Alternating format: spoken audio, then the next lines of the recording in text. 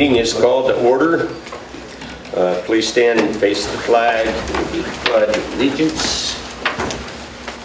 I pledge allegiance to the flag of the United States of America and to the republic for which it stands, one nation, under God, indivisible, with liberty and justice for all. Okay. Do a roll call. Member Haddock. Member Rogue. Here. Member Rogers. Here. Member Haas. Here. Member Trussell. Here. Here comes. Member Hicks. Here. Okay, so we do have a quorum. Excuse me.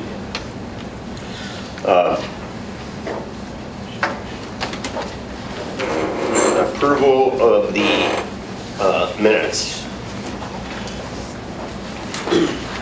I'll make a motion to approve the May 6th minutes. Okay, we have a motion to approve. Do we have a second? Minutes approved. Unfinished business.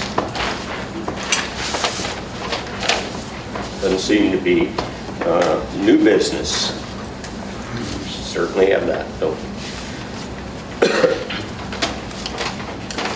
Who's presenting this? Ryan, is that you're doing the new business? I'm not presenting new business. There is none. Well, no, what we're here for tonight, I consider to be new business. Oh, the case. Yes, sir.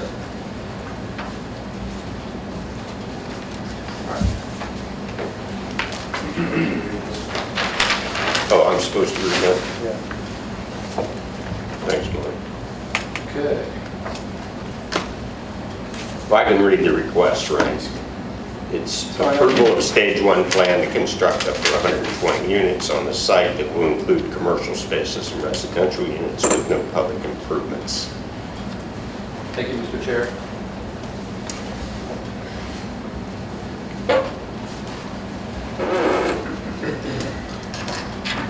So it's an approximate 3-acre area located at the entrance to Manhattan Boulevard.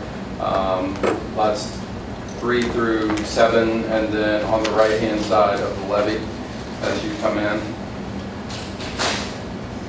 The development sites are referred to as the gateway and the transitional sites.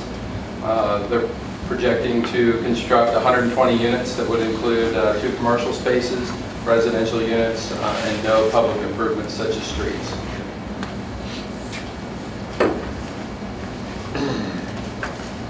The recommended land use map of the 2012 Dayton Comprehensive Plan identifies the site for special development area and recreation and open space. The design for the site is subject to the provisions amended within the Manhattan Harbor Pattern Book. The Code of Ordinances for a site plan, section 154.054, governs the requirements of the site plan to be submitted to the Commission for review. The total development area for the transition site is 1.23 acres, so that's an adjustment, a typo there on the development area. And then the open space is 0.86. The gateway phase is 1.93 acres with an open space area of 0.8. The current zoning for the site in question is mixed land use. Properties immediately to the west are zoned MLU as well. Properties to the south are zoned R1JJ, which is a permitted use of single-family detached dwellings.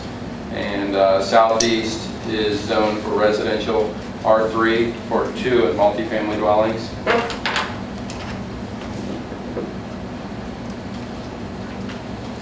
So section 3, I'm not going to read through everything, but the plan reflects the following easements throughout the design of both pages that you have there for the transitional and gateway site. There was a topography shown on the plans.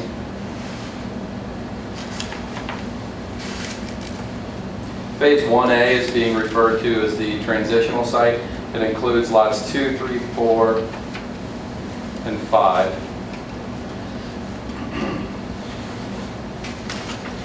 What I'm going to do is I'm going to go through some slides here so you'll get an image of, where in the development these projected properties are going, and then we'll show you some orientations and then the layout.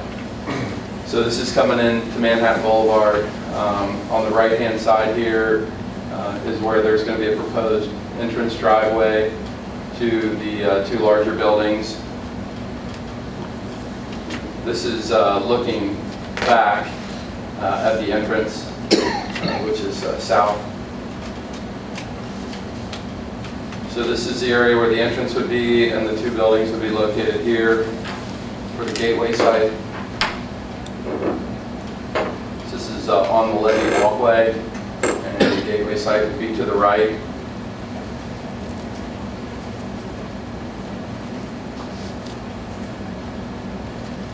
This is looking down into the area where the buildings would actually be sitting. So the 2 proposed buildings would be on the south side of the flood wall.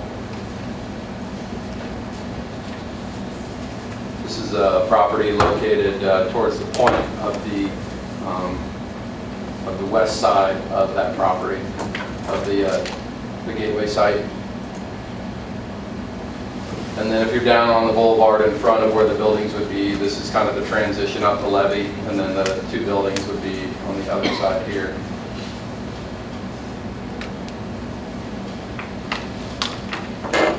So this pink color here would be the proposed lot area, roughly speaking, and then the 2 black rectangles are the general location of the proposed buildings, the 2 38-unit buildings. So as you move a little further down the street, on the left-hand side here, this is where the transitional site would be, where the 5 buildings are on 3 lots. So this is kind of looking towards the west, standing at the end of the proposed development lots, looking west at where they would be. It's kind of a view.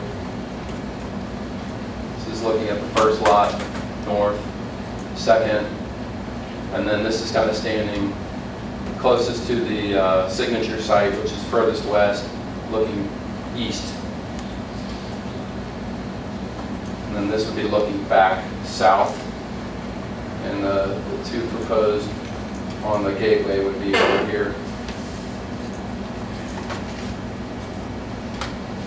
And then I color-coded the lots because they're combining lots here. So this is 1, 2, they're combining 3 and 4, and they're putting 2 buildings, a building close to the river, and then a mixed-use building in the front, which would have commercial inevitably. The same here on this lot. So it's lots 3, 4 is going to be 1, 5, 6 is going to be 1, and then 7 would be on its own lot. So it'd be 5 buildings, 43 units, 54 parking spaces. Their parking on both sites meets the minimum standards for pattern book layout for parking requirements.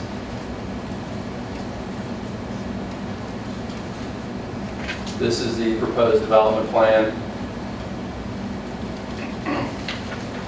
So you've got buildings 1 and 3 on a lot, and there's going to be an entryway here that comes in, and then access to garages to buildings 1 and 3, and then buildings 4 and 2, and then be a garage access to 5, and then another entryway. So there's 2 entries off of Manhattan Boulevard into the 3 lots here.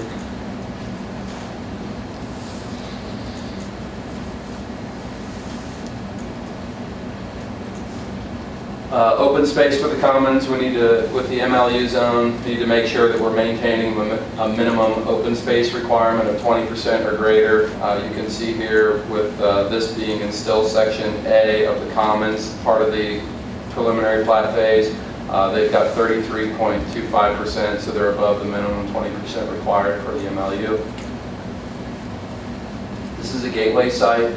As I stated earlier, there's going to be 2 proposed buildings, 38 units per each, 76 total units, 4 floors. There's going to be parking, and what's going to happen, how you're going to access this is come through the boulevard here and down in front of the building, and then you can loop back here to Walnut Street, and there's going to be parking back here and underneath. There's actually parking, you can turn into here for parking as well from the levee side. And then they're proposing to have a plaza that comes out between the 2 buildings. It crosses this private street and that joins up with the walking trail. So that's kind of the general orientation. This isn't exact, but I just did it to help you kind of visualize where the buildings might sit in relationship to property lines and other houses. This is both sites together. I've got some images here.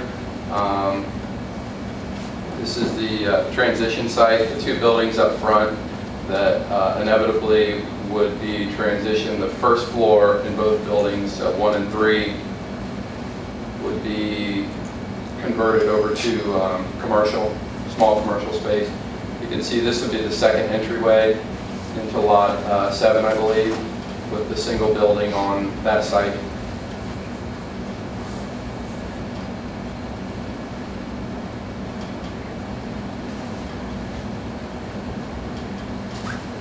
So this is actually the back half. If you're kind of oriented towards the river or at the river looking south, this is that building, the single building on the lot that I just referred to. And then these are the 2 condo buildings on the back side, and then these are the commercial space up front with mixed use with residential as well. And then this would be the gateway site, kind of the back half of the building, would be facing the river. And then this would be the front. You can see the proposed driveway coming through, and then the plaza area.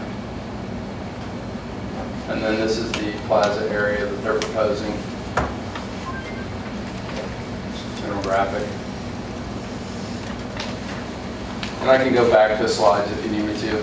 There's just a lot of information to cover. So phase 1A is the transitional site. There's 5 buildings. Maximum building height is 35 feet. Lot 7 is the single lot. And that's got 5 units in it.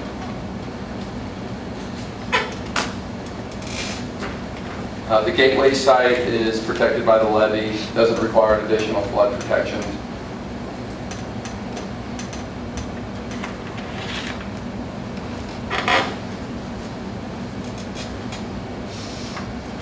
So the first floor, yeah, I know we kind of talked about it, of buildings 1 and 2 here up front. They're going to have a commercial flex space, and it's been identified or noted that when the signature site, which is furthest to the west of the site, gets developed, that right now it's parking. It would transition over into commercial space, and there would be additional parking planned for lots 1 and 2 that would then mix in with the signature site.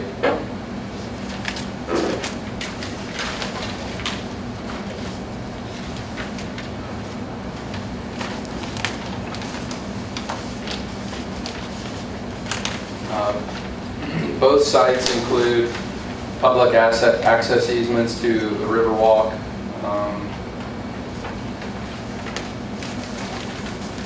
And then obviously the bridge or the corridor from the gateway site that goes up to the walk on top of the levee. That's proposed to be 30 feet wide at its largest point where it accesses.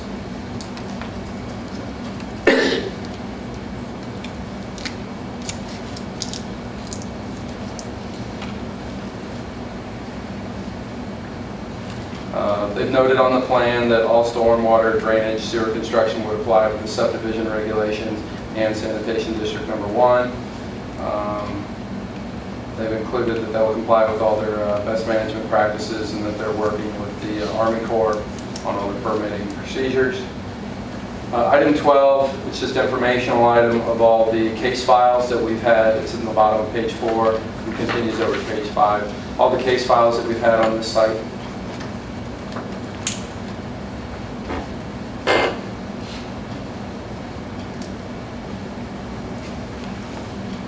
So to summarize, this is a stage 1 plan for the transitional and the gateway site. Plan reflects features as a mixture of multifamily, commercial uses. It does meet all the minimum requirements of the pattern book, except for one area. There's a setback that the applicant is requesting a waiver on.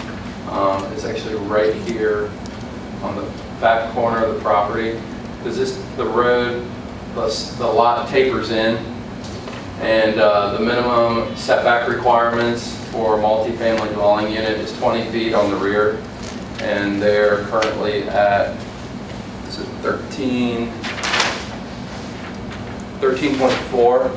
So they're requesting a waiver of 6.6 feet into the minimum rear yard requirement. So that'll be an added condition.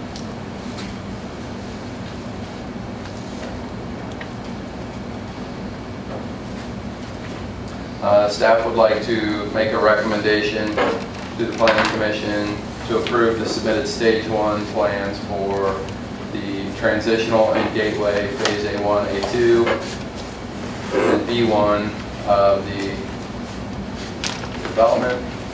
Condition 1, that the applicant complies with all Dayton ordinances and regulations for building code. It's kind of a catch-all statement. Item 2, that the applicant receives approval from the Kentucky Division of Water to construct the proposed structures and features. Item 3, that the following notation be placed on the plat: that all development within the Manhattan Harbor subdivision comply with Chapter 152 flood damage protection. Specifically, all living in commercial spaces be constructed a minimum of 3 feet above the base flood elevation.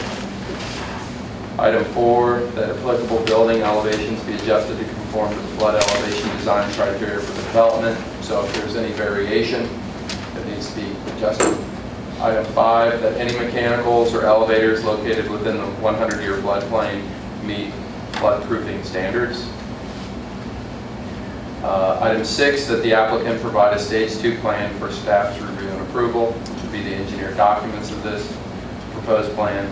Item 7, that the applicant provide a landscape plan for staff's review and approval. Item 8, that a sign plan be provided for the gateway and transitional sites within the Stage 2 plan submission.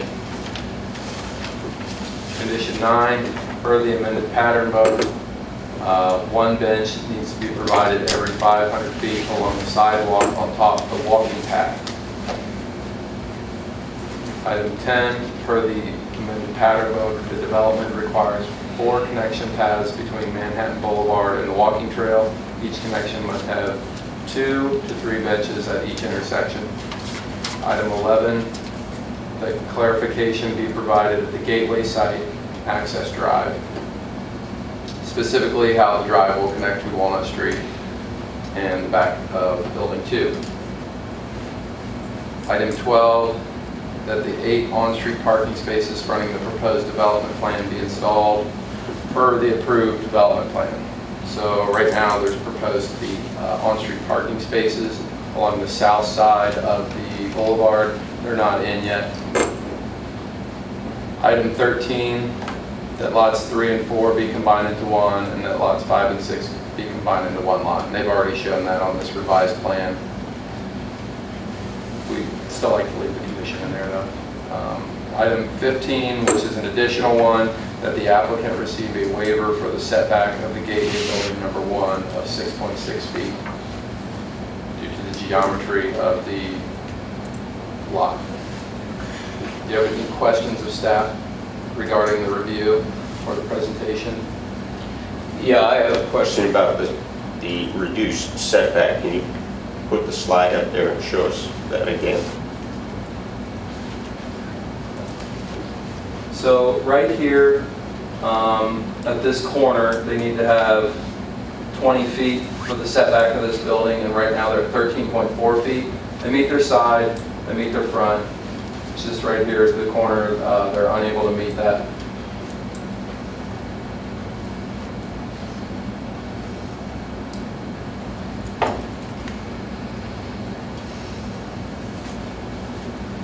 So they're asking for you to waive the setback condition that's in the pattern book and allow them to have that waiver for a rear yard setback.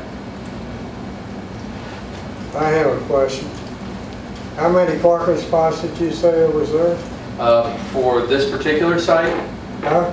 for the gateway site, there's 128 parking spaces. Yeah. And that does meet, It's kind of tight, ain't it, for 120?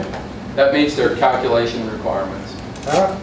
That meets the requirements per the approved pattern book, which is their zoning for the site. He thought it was for 120 units, but it's only for the 76. It's for, yeah, 76 units, 128 parking spaces. It's only the site south of the levee, those two buildings. Okay. Well, it meets code. It meets code.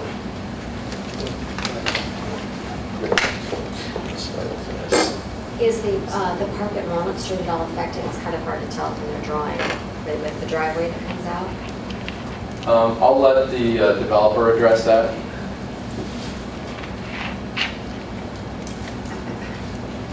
I'm sorry, what was the question? When I'm done, if you Okay. could kind of make a note to talk about the park down there on Walnut Street. Yeah, okay. Thanks.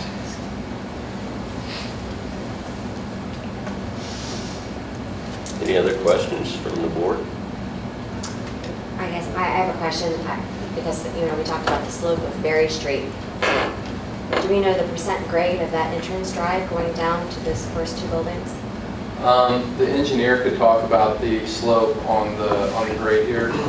Just on the slide, it looks kind of like a It's- steep grade, so is that a gradual or is that? Minimal, it'll be between probably 6 and 7%, so it's not like anything like you have on Berry. You got enough room there to make it More decent gradual. on that. So Straight up on Berry Street. That does meet the minimum standards. Yeah. It's within. And do you happen to know the entire width, like of this new, these new buildings here? How many feet wide? I mean, is it 500 feet wide or what big? 69. Because the two buildings are each Yeah, are you talking about 165 each feet wide. 69. Building, each building? Are you talking about the gateway site, the Right, so- length and width of each building there? I'm just curious about the entire scope. I mean, each of those two buildings are 165 feet wide, right? So it's 60 wide by 160 long per building. Per building, correct. And then the buildings in front of it, as far as, it was kind of hard to tell with this map, because we got two separate renderings here. So I had to kind of fold them in half and lay them on top of each other. Okay. I'm just curious about the entire scope. So we've got building number 1, number 2, each one is 165 feet long. The one's directly in front of it, so they're off to the side just slightly, correct? Heading east, Yeah. So these are the two sites here, right? the gateway and then the transitional. So yeah, they're offset, they're not directly in front of each other. And then it's envisioned, this is the signature site here.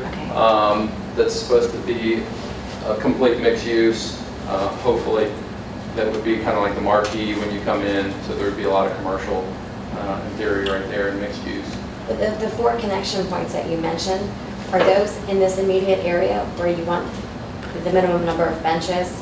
Or is that throughout the Right. entire project, or is that just right in this It's specific throughout the area? entire project, and I just wanted to get that in there so they have to, at some point, make 4 connections Throughout the entire project? throughout the So entire right, I project. guess the point I'm trying to make is, if each of these buildings down here are 165 feet wide, so that's, what, 330 feet right there total?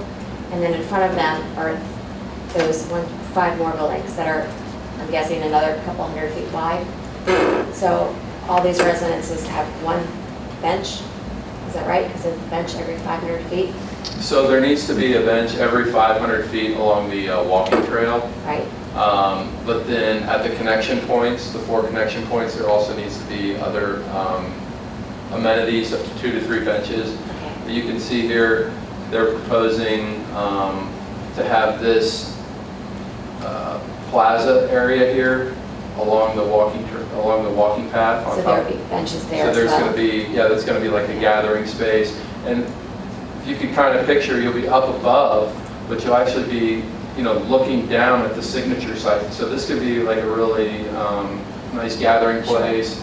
And you have the connection here to the walking trail and then the boulevard, so you can cross over and then be immediately right there where you know, a lot of the mixed use is happening. And then they're planning on, once the signature site goes, to make the transition down into these 2 lots to connect the site across the street. So, you know, this would be like a really kind of neat and intense node of like pedestrian traffic. A lot of activity. Yeah.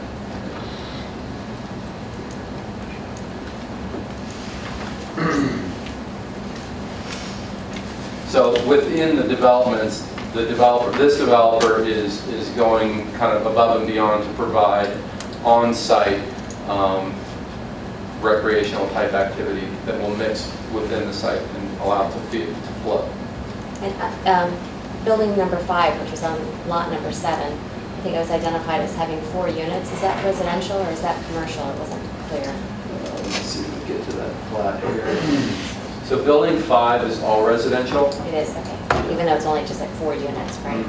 Yeah, and each of these spaces, 5, 4, and 3, correct me if I'm wrong, they're all going to have their own 2-car parking space underneath the building. Is that correct?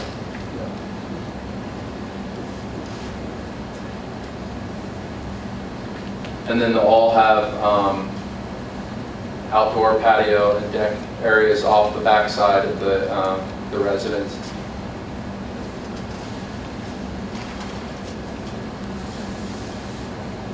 So you can see the decking that they're proposing. You can see the garages here and the units. And they're proposing, you know, to screen them so you're not looking at garages. It just kind of blends in with the overall style and architecture. Again, you can see these are the units closest on the combined 2 lots. Here you can see their back patio area, and then this is on lot 7, the 4 units. And then even on the gateway sites, they're proposing to have you know, outdoor patio in some of the units as well.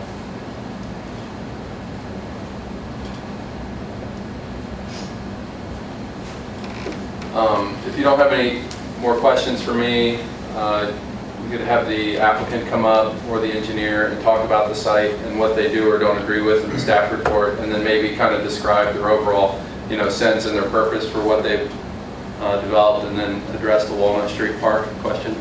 Sure. Do you have any questions for me? Okay.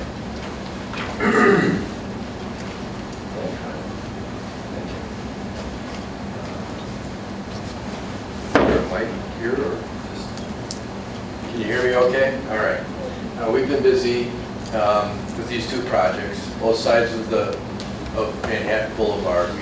We're trying to create that first little bit of a spark, the catalyst that might, you know, contribute to what we expect in maybe the next step, which would be the signature site.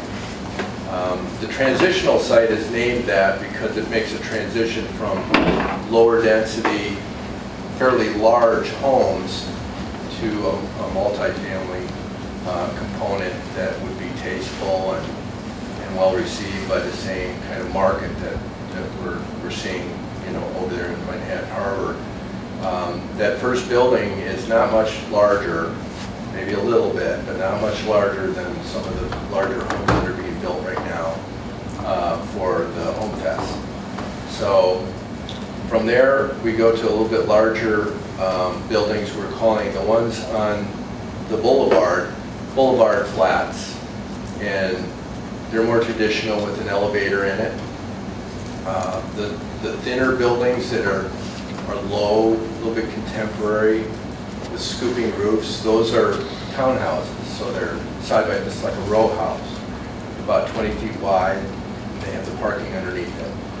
So that, then we have the Gateway, which is another investment group, and that's on, it goes 4 stories above the top of the levee.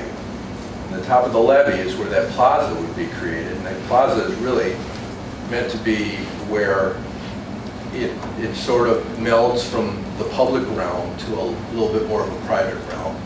We'll be doing that with some of the hardscape that would be on that plaza, but we have a very interesting plan for different textures and colors there, some nice lighting, possibly some shade structures. So I think you'll be very pleased that we're not just going to throw a bench there, because there's benches on that walkway. The walkway has the potential to be much more interesting if you create nodes along the way. And we're starting with kind of like a trailhead where you can easily get to this spot, be a place where people can meet, and then they can walk the trail. As far as the Walnut Street goes, we spent some time on that because we weren't quite sure just whether it was a vacated right-of-way of a whole street. Appears that we have a neighbor that owns part of it. The city's working with that situation to try to figure out. There's a lot of utilities in there that we're going to need to use. Fire department is concerned about, a little bit about some of the turns they might have to make to fight fires and things like that. So that's something we're working out. But it works the way it is. It's not ideal. The ideal would be is if we had a little bit more space and we were able to work something out with our neighbors. So that, I hope, answers your question. The ramp that goes up is not a severe slope because it traverses a great deal, and it has a landing in the middle, which should calm the traffic. The landing is right underneath that plaza. The elevated plaza becomes like a bridge, and it's really what links our buildings to Manhattan Boulevard. We were very afraid when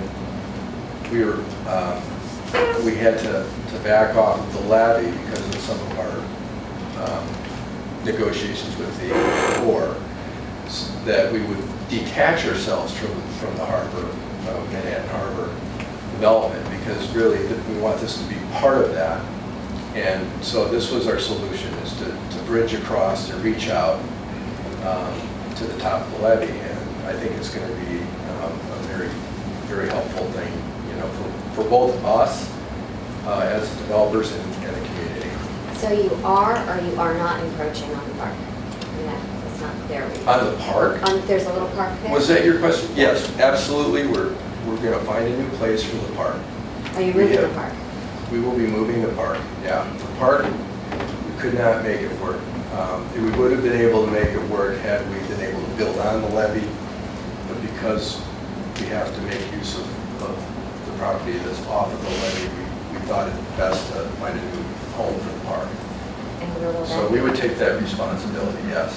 Where will that be? We haven't made any decisions, but we're willing to commit that absolutely we'll find a place for it and relocate it within a year's time. So we're in the fall. If we get this project going this fall or early spring, it will have to be moved the first thing that we do. And so we will put it aside and find the right place for it. We're working with the city on it. Okay. Is it, now this isn't something that's federally mandated, relocating a park, or does that not meet the same criteria? No, not to my knowledge. It's a pocket park? Yeah, and we're trying to make it as close to the original location as possible, but it might involve some other neighbors. So we just have to, we need a little time on that.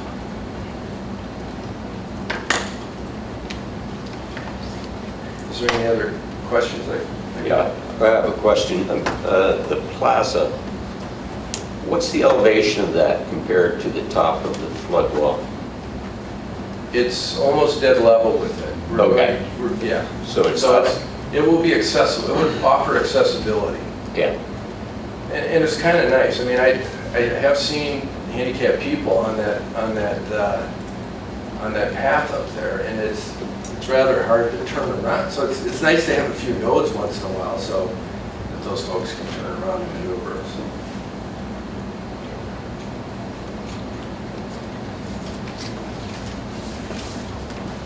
Any questions from the board? Any questions from the audience?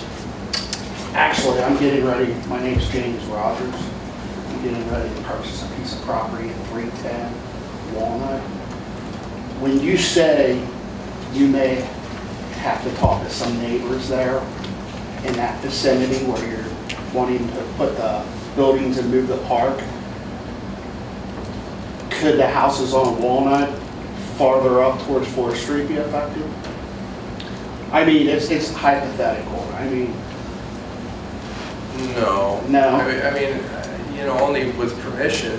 I mean, right. I'd love to I know see what you're your saying. ideas You know, are. I see what you're saying. I'm just trying to get some feel. You know, I'm getting Yeah. ready to buy a house off my mom. You know. And, Right.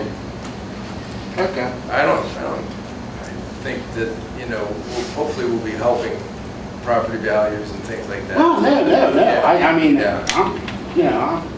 I'm on board. Okay. I got it. But we're willing to talk to anybody who wants to talk to us. Okay.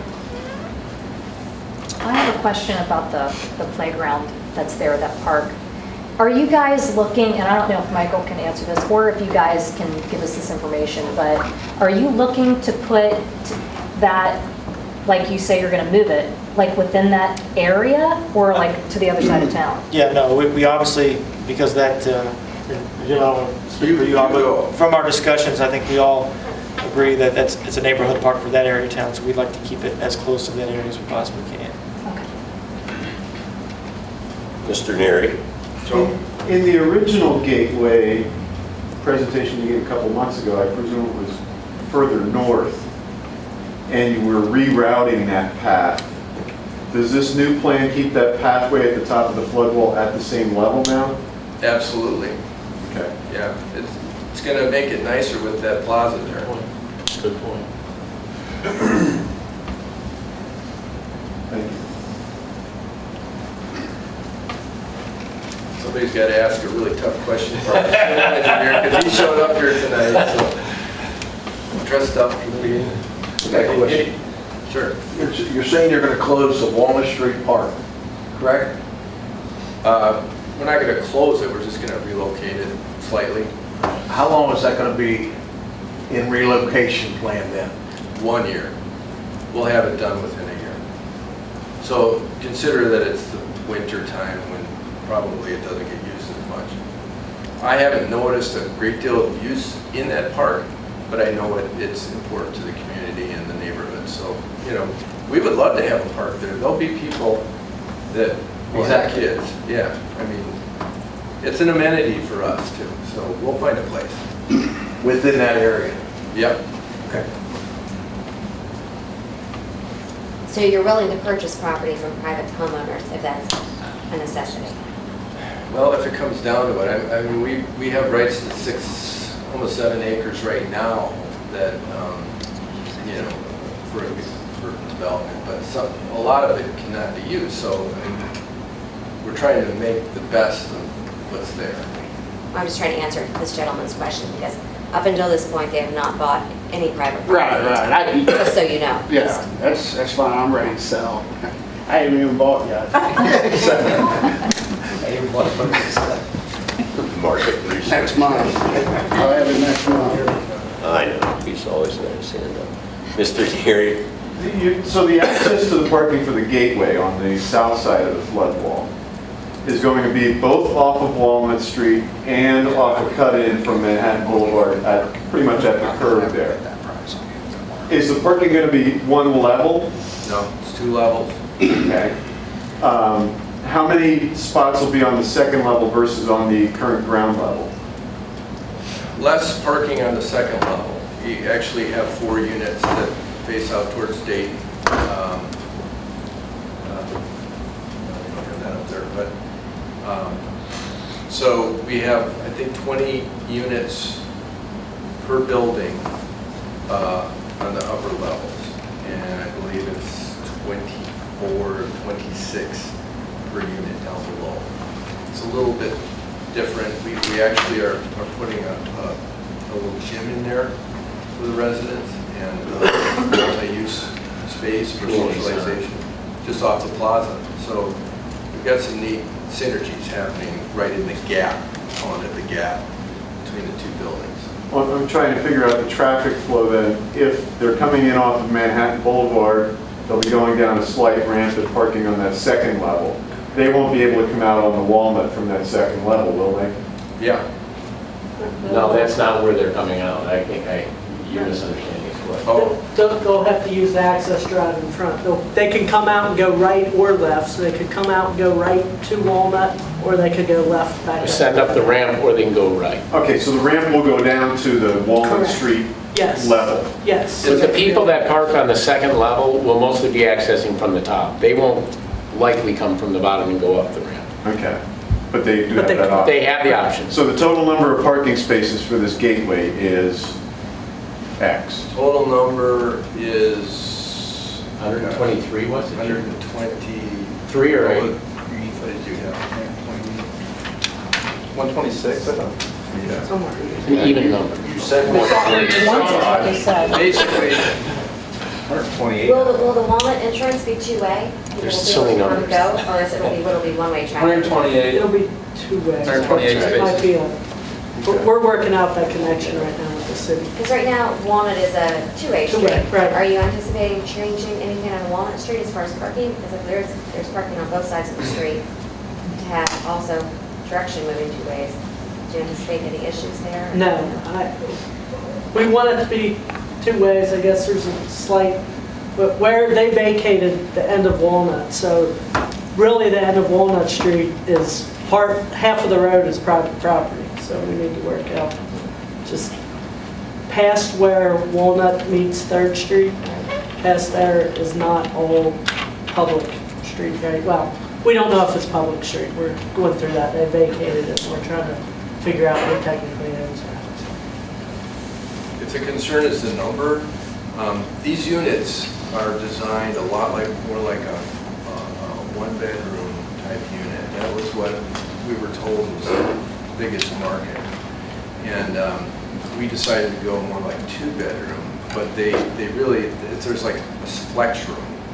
So a lot of these apartments are going to be occupied by single people with one car or a couple with one car. So you don't have a requirement for as much parking. 1.5 is very, very typical for what, buildings would have. And we're above that. We have guest spaces beyond that. We also have a drop-off, place for UPS trucks and moving. You have to consider all that stuff.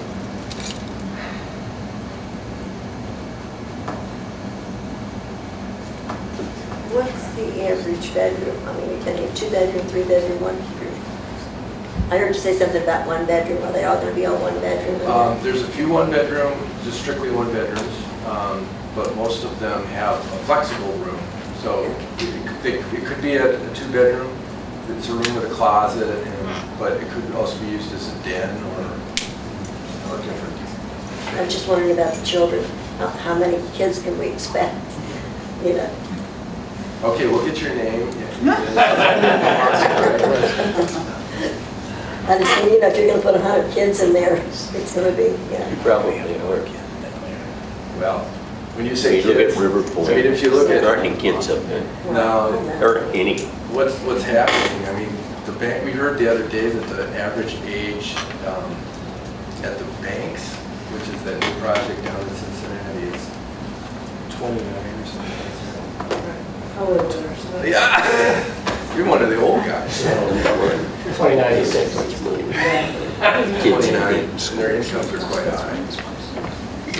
River Point's a county store. I know, but this won't be. Remember when we saw the graph? But there ain't kids in there. There are no kids. what's the average square foot of one of There these were people there. lots? There's 11 kids. Yeah. Between 1,000 and 11. It's been here for years. And we did have a market study done, and they told us just exactly that one bedrooms are the thing, but like Jim said, the flex space, they want to be able, if people have a guest over, they want to be able to somebody right on the couch, so. It's taken a, the department, Yes. gentlemen, are much different. Gentlemen, can you please repeat that for the council, please? I'm sorry. The question and the answer that, Oh, about the size. yeah, can you please repeat that? Sure. for them? Thank you. It's between 1,000 and 1,100 square feet is the average size. The corners are bigger because everyone loves the corner units. But I will say that for a 1 to 2 bedroom unit, it's very large, it's very spacious because most of your 2 bedroom units are going to be between 700, 800 square feet, probably the ones that you have in Dayton. Thank you.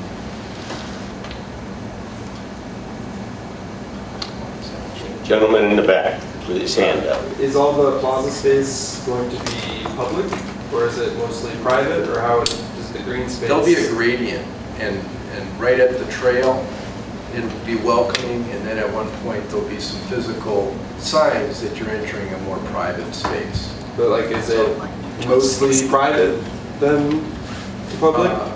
Well, Like it was just the public part, once it the makes public the business? transition to a bridge and becomes part of our structure, it's going to be private. Okay. Yeah. So, but most of the flared part up by the Yeah, road is there's a gonna be good amount public. of space. How would you, got any idea See about if square you- footage? Jim, see if you can pull up that photo, Ross. if you can pull that photo.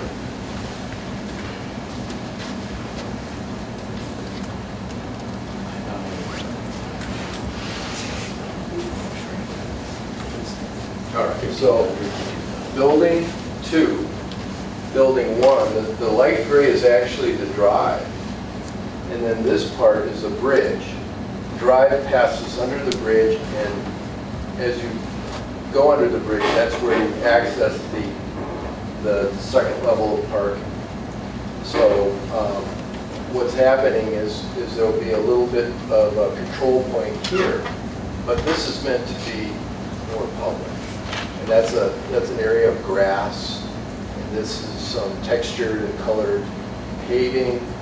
We've got some hedges and things. We can do things on top of a plaza where the Corps does not allow us to plant things into the levee. So it does help us. So is a control point, is that a fence or a gate? What is it? No fences or gates, Okay. but it's more of a psychological thing, just Okay. saying that, hey, that respect people's Some tall privacy at this shrubs point. or? Yeah, maybe a trellis or something. It's like if you were to walk off the sidewalk into somebody's driveway, you know you're on the driveway. Yeah, That's that's it. good. We were thinking about a drawbridge, but Yeah. Subtle. And a moat.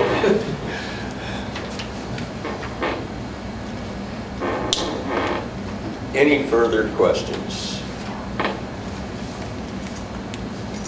Okay, thank you. thank you. Any further speakers? Okay, do we have a motion to approve, to deny, or approve with conditions? Anyone?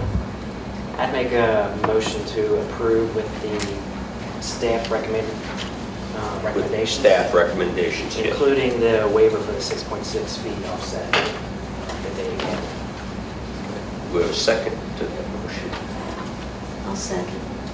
Second? Okay. We'll do a vote. Member Haas? Yes.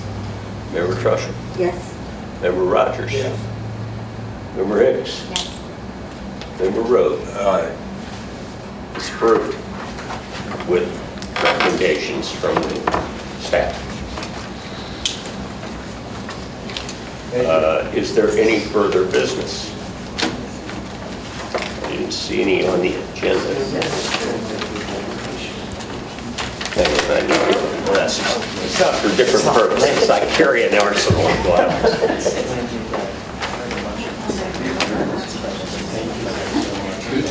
Oh, okay. Thank you very much, you all, for Thank you. hearing our plans. We appreciate it. Have a good one. Nobody on the board. Motion.